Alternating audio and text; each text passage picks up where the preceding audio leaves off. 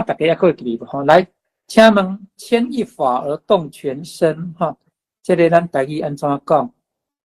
有人可会记得无？咱就是爱哪溜啦，三日无溜，八上秋，这已经足久啊，看有人还可会记得无？牵一发而动全身，这个无伫咱的讲义是我另外补充的，有人会记得无？一枝摇，百摇动，也是读做一枝摇，安尼可能较好可是咱的树啊有无迄树蛙你即马树蛙你甲摇一支，树蛙顶悬叶啊是毋是有足侪叶？你树蛙甲摇一支顶悬的叶啊，可拢照会叮当啊，对无？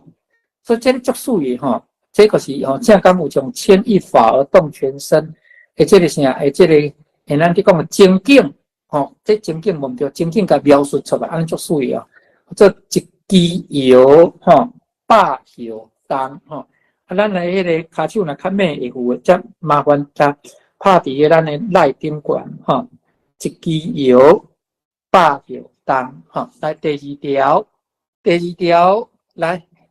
第二条我我先来讲台语请问恁感觉伊较活脱什么意思？来，一点夜鸟，百点夜鸟，归去了落去。伊即句话到底是伫讲啥？伊的迄个啥语气的语感什么款？来讲一遍，一点夜鸟，百点夜鸟，归去了落去。伊即句主要是讲咱人伫世间确实是爱迄个啥，爱足注意的，特别是对你的人生路的选择迄个爱安怎？咱定定讲毋通大路毋行，行弯岭好人毋做歹囝所以伊即句的意思就是讲你啊看，一点夜鸟，百点夜鸟，归去了落去，迄是有的人啦有的人伊都迄个捌做过毋对，但是呢，伊却无想要去甲改。有的人的心理，这是事实啦。咱迄个心理学都常常有讲过一款情，伊讲伊既然做毋对伊就想讲甲做毋对人个。对咱会甲咱点油做记号归去一点万鸟，百点万鸟嘛归去搁甲了落去。